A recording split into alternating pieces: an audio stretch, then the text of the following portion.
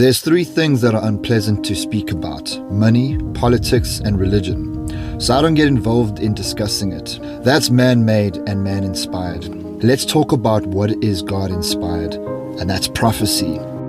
Bible prophecy is our source of truth. It's God-inspired, written by men. What I'm going to share with you today was written 2,700 years ago, making it 700 years before the arrival of Christ. Listen to it carefully and leave your thoughts in the comment section. Welcome to Isaiah 53.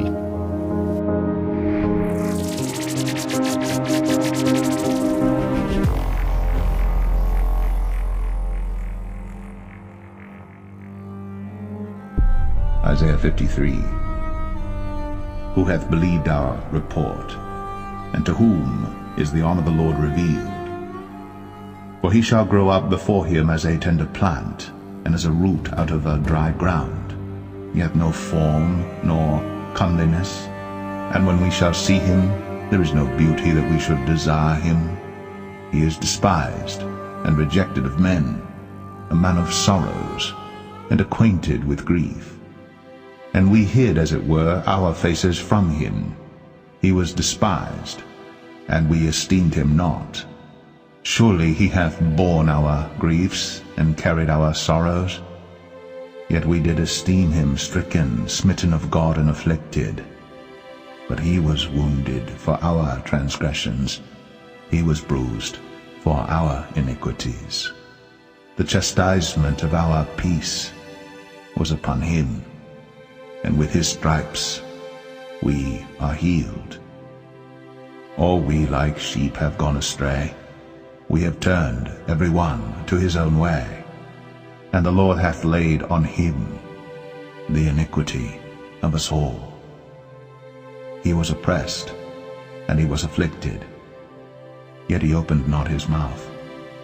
He is brought as a lamb to the slaughter, and as a sheep before her shearers is dumb, so he openeth not his mouth.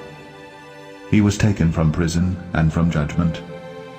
And who shall declare his generation? For he was cut off out of the land of the living. For the transgression of my people was he stricken.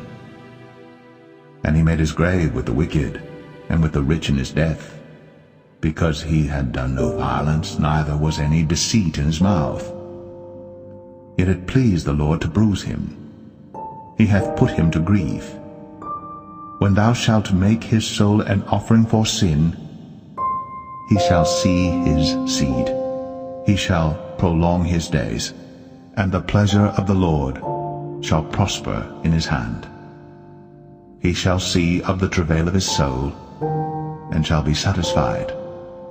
By his knowledge shall my righteous servant justify many, for he shall bear their iniquities.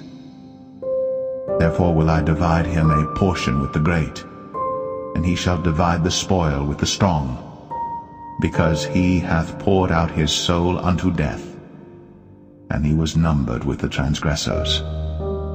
And he bare the sin of many, and made intercession for the transgressors.